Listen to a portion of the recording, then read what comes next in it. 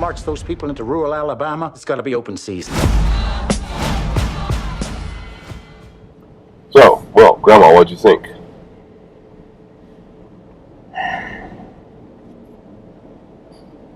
It's such a powerful story. I remember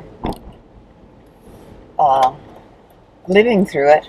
I remember watching the news and things, but we were so far removed from what was going on, being dropped into the middle of the action like this film did. It's very powerful. I mean, you were just 6 years old, and I was a young wife teaching at Baker Junior High, and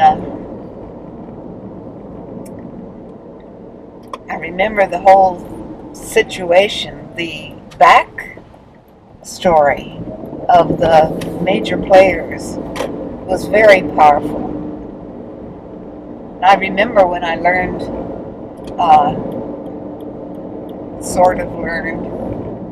that the FBI had been tracking Dr. King all this time, and recording things, and how horrified I was. I thought, Lord, how could they do that? The man just wanted, some respect and some rights for his people, and here they were treating him like a... Well, knowledge of that came years later, though. I know. I remember thinking that, and I thought, oh, God.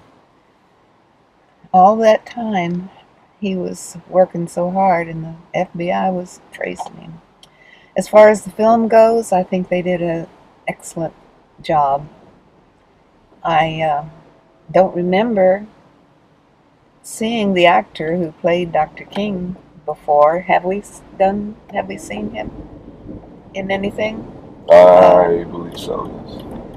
I don't remember him, but I thought he did a very good job. Was he nominated for his acting? Because he was really... He was not, actually. He was not nominated, no. It's one of those ones where they were saying it was Why? oversight, Why was this not... Well, what makes one of the things that makes his performance really notable is that he's in almost every scene. I mean, you could almost count the scenes that he's not in on one hand almost. Right. Because he is really in almost every scene. He maybe is the president, his advisors, right. Sometimes.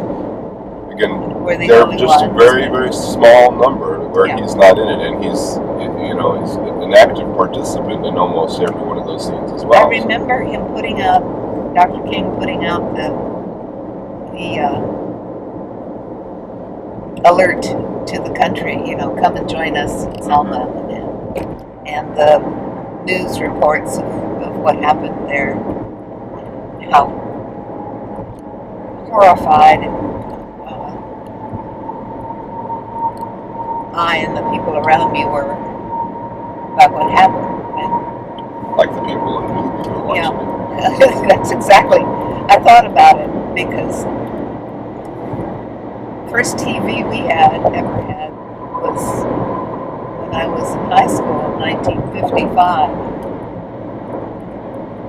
1965, it was 64 or 5, it was still, black and white. 3 channels. Oh. Well, I think the movie just brings it all back, Well, interesting. I think you pointed out earlier, perhaps the most interesting aspect of the film is actually all the behind-the-scenes stuff. Yes. All the things that we didn't. I mean, you would imagine the screenplay is all based mostly on fact and things that we've come to know. Not only that, direct quotes from things that were recorded. But to see all of that behind the scenes stuff was the most interesting part. Where it was sort of uneven, I think, is that the recreations of the things that people have seen, the news footage of the protests and the news footage of the speeches and documentaries of that sort of thing.